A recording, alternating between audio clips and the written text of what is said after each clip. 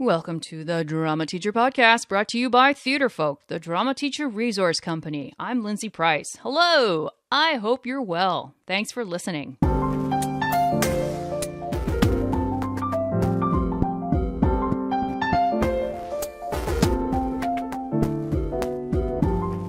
This is episode 194, and you can find any links to this episode in the show notes, which are at theaterfolk.com/episode 194.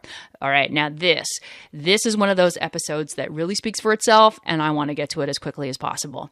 We're going to talk about the Laramie Project, and our guest today has quite a unique perspective with the piece and with Matthew Shepard.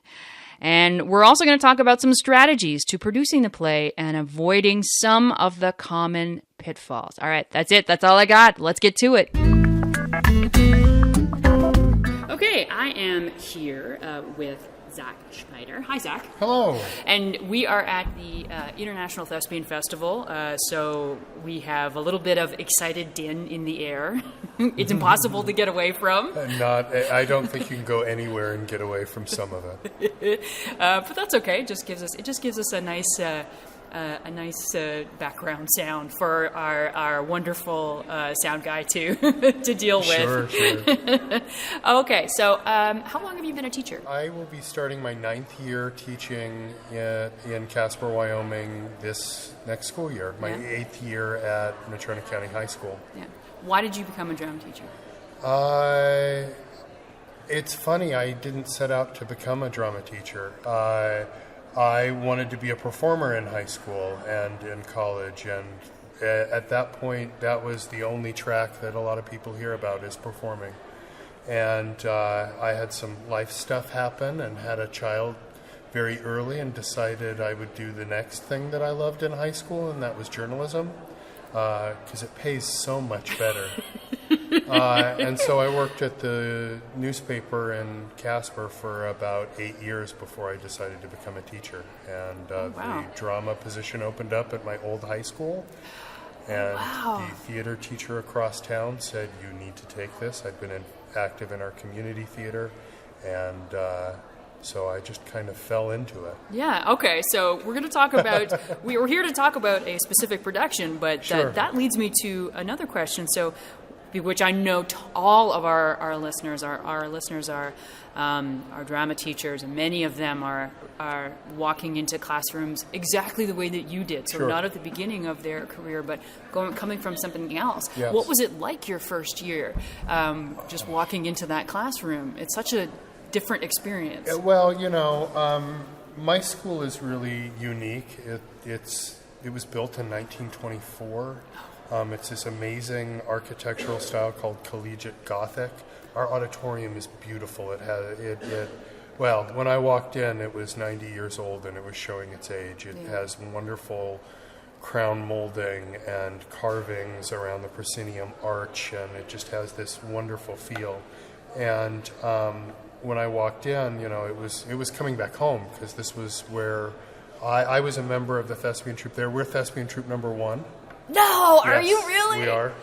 You said that. Yep. Yes. Oh, okay. That's how you know. So I was a member of that troupe, and then to come back and become the director of that troupe was really special. Oh yeah. Well,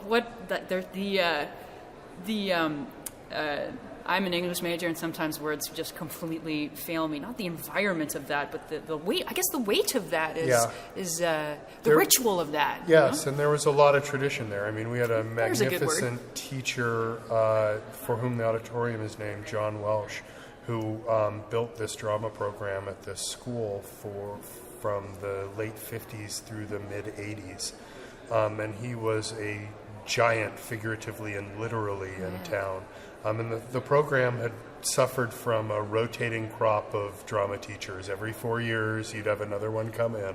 And there wasn't a lot of consistency or people who understood or revered the traditions of the school. So that has been my biggest focus, is building the stature of that program back up. But we also just finished about a 2-year, $15 million renovation of our auditorium space. So I got to oversee the facelift of this center of our community. And it's just been fantastic. Oh, I can't imagine. Like, what a great, just talking about traditions and just maintaining that, but then also moving it forward into the next century so that it's a working space now, yeah? And it's state of the art. I mean, we have a fantastic LED light system. We have chain-driven orchestra lifts. We got a full counterweight fly. We had an old pin rail fly system with hemp rope on a wood grid before this. It scared the life out of me. But, I got a black box theater for my classroom that has full independent lighting and sound. It's a dream come true. Now you've got what great play places you have, just to give your students like experiences. Now. Absolutely, and they're experimenting with state-of-the-art technology, and I'm really excited for them. Yeah. Oh, that's wonderful, Zach. Yeah. I love hearing that. That is a because you can really tell that there's a real that you got some joy to have these spaces to work with. Absolutely. Cool. So we're here and we are talking. We're going to talk about your production of the Laramie Project. Yes. Now you have a really unique relationship with this play and also the place, right? Sure. I grew up in Casper, Wyoming. It's a town of right now just over 70,000 people. But when I was growing up, it's an oil town. There was a refinery there. A lot of the kids' parents were involved in the oil industry. And when I was growing up, I went to Crest Hill Elementary School. And a year behind me was a kid who was also involved in theater, was tiny, but was a great personality and a wonderful friend, and his name was Matt Shepard. And so I grew up with Matt through grade school until he left to go to school in Switzerland when the previous oil crash in Wyoming happened to this one. And he, like many students, left. And then about, 6 years later, I see this kid on the campus of the University of Wyoming that I'm attending, going to journalism school. And somebody I never thought I'd see again. And I saw him on campus. We talked a couple of times, and then a couple of weeks later, I picked up the student newspaper and found out that he'd been tied to a fence and beaten. So I lived. It's an odd experience to have lived through that tragedy, and then also to come full circle and be able to witness the creation of a dramatic work based on it that really elevated the conversation of hate crime and our LGBTQ brothers and sisters and how they're treated, and that does so in a way that's so honest to those people there. When I was working at the newspaper, I got to interview Moises Kaufman before the opening of the Denver Center production. And then we produced it at our community theater in Casper. And when I started at the school, Matthew went to the high school for a year that I teach at, a year behind me. And when I got there, I realized that a lot of my students had never heard the name Matthew Shepard. Sorry, I silently gave a huge shock on my face. Is that's wild? Yeah. They maybe hadn't heard it, or if they had, they really hadn't heard about the situation. In Wyoming, we often don't like to talk about our skeletons in our closet. And so I found that a lot of the dialogue in Wyoming, Wyoming felt beat up by this event. Sure. And painted as a really homophobic place, where in some aspects, rightly so, in the late 90s, but in others, a lot of people felt that they were painted unfairly. And I look at the Laramie Project as a love letter to Wyoming, to show really the multifaceted community that we are. It's human. It's a very human portrayal. Yeah. And so I had started my my master's program at University of Northern Colorado, and part of that you have to do a production thesis. And I was thinking, what play should I do? What play should I don't? I was looking at all of these plays and thinking, I could do this, I could do that. And then I thought, why don't you do something that it means something to you and means something to your students? Because I have transgender students, I have gay students, I have lesbian students, bisexual, I have, we have the rainbow in our school in Wyoming, and I wanted to do something that would affect them in some way. And so I picked the Laramie Project. Okay, so then let's talk about this production. So your thought was something that would affect your community, also bring some light again to this story.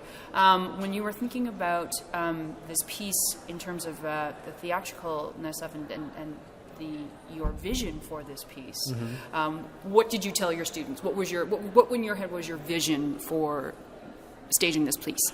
Well, first of all, I wanted to do, there's an intense theatricality of this piece. I mean, it's very Brechtian in the fact that you're having a dialogue with the audience. It's not a narrative play where you have characters who are interacting with each other, who are playing obstacles and tactics in the normal way, and it's very much a dialogue to the audience. And so what we wanted to do was focus on the characters and their words rather than the maybe caricature that they could become. And so we had our stage was a set of platforms and stools. I had about 25 kids in the play that they played multiple characters. They would have boxes next to them that would have costume pieces or props that were their character. And so when they would change character, but the cast was on stage the entire play.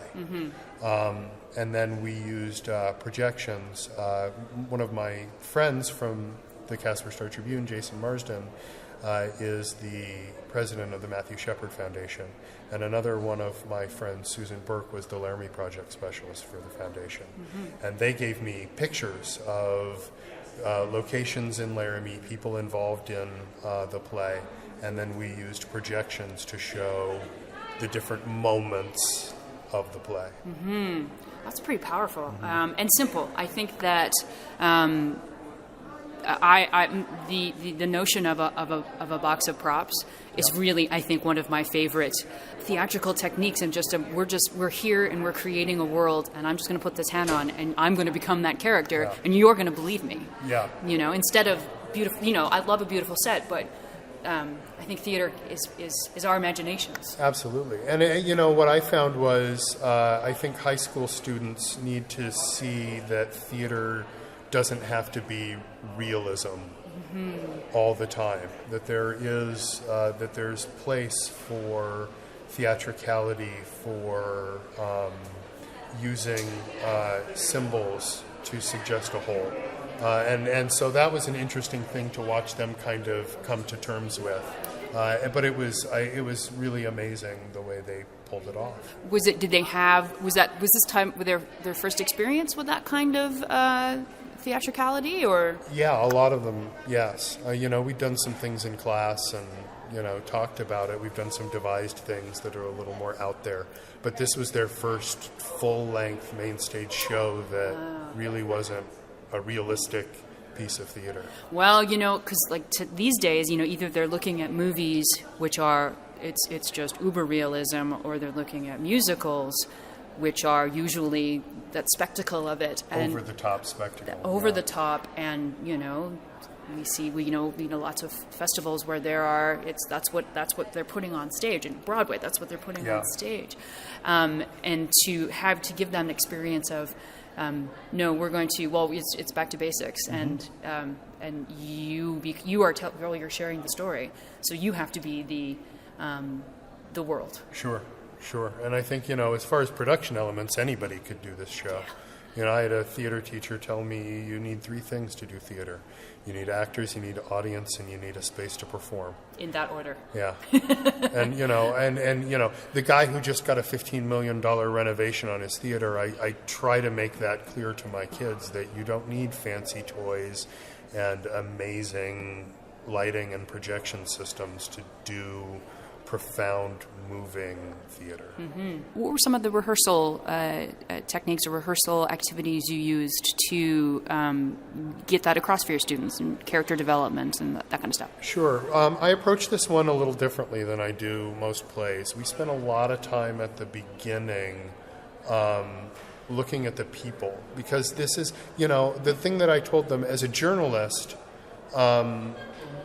what I always valued is getting what people say correctly. And Father Roger in the play says, you have a duty to the people in this play to say it correctly and get it right. And that was what I wanted to get to them, because I think, you know, for us as artists, it's very easy for us to sympathize with the characters, the Jonas Slonaker character, who is the middle-aged gay rancher who feels threatened, or Romaine Patterson, who's such a dynamic character. But when you look at the other characters that are giving the more traditional or maybe even homophobic point of view, it's easy to make them rednecks. Yes, and like a very paint with a wide brush. Yes, very stereotypical. And what I wanted to do is I wanted to make sure that, look, this play is a conversation.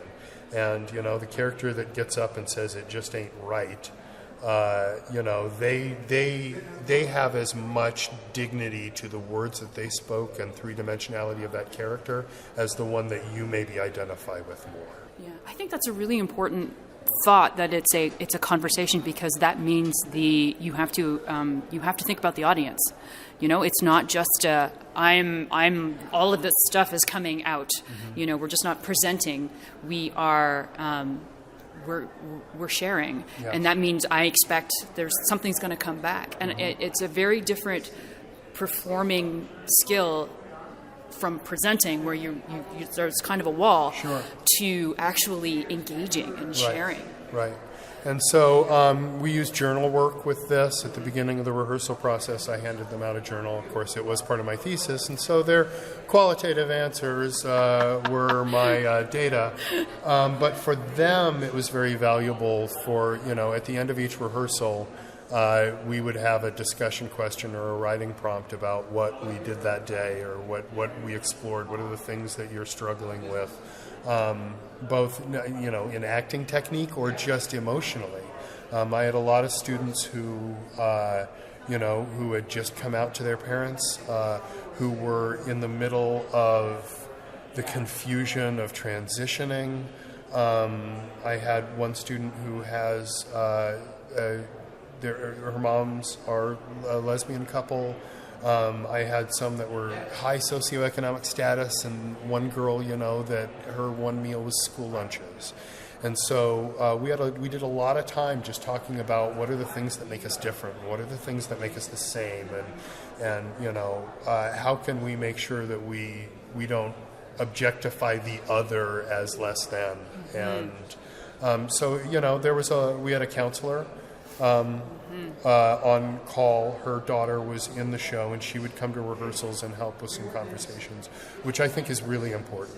Well, it's such an intense topic all on its own. But if you have students who are relating and also confused, like in their own world, you know, to make sure that they're safe too. Yeah, and, you know, I mean, I had done this show before as an actor, and I remember how it affected me as an actor. I mean, it emotionally and physically had an effect on me, and I wanted to make sure that I protected the kids from that as much as possible.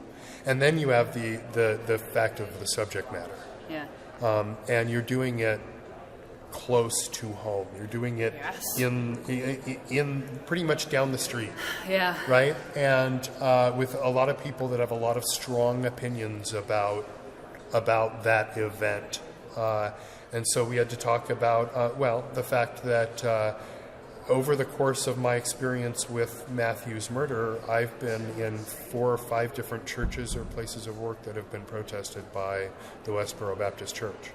And, so we had to make, thankfully they didn't come. They've moved on to military funerals or by that time. But we had to talk with the administration about this as a possibility, and the fact that there is a lot of language in this play. There's a lot of F words, and you have. I know you have a pretty PG-rated podcast, but you have quotes from Aaron McKinney. The reason why he killed Matt is because he grabbed his privates, but they say the word. And so that was the only objection that we had to content, was an email from a teacher in the school saying that they were resistant to the language in the play. That's a pretty nice way of putting it, though. That's not saying I'm offended and you're horrible and you should go somewhere, but that they're acknowledging that it's them and not perhaps. And I had a wonderful head principal who, he backed me up the entire way. He said, I just want you to know I got this email. But what was nice about doing it as a part of the thesis program is I wanted to ensure that no kid just came in and a parent didn't know what they were doing. Yes. Right? Yep. And so as part of the thesis process, it was an IRB thesis, which is the board that looks to make sure that your experiments using human subjects is ethical. Yes. And so we had the parents had to sign a permission slip for the kids to even audition. And then once the kids got in, they signed a parent consent form to be a part of the thesis.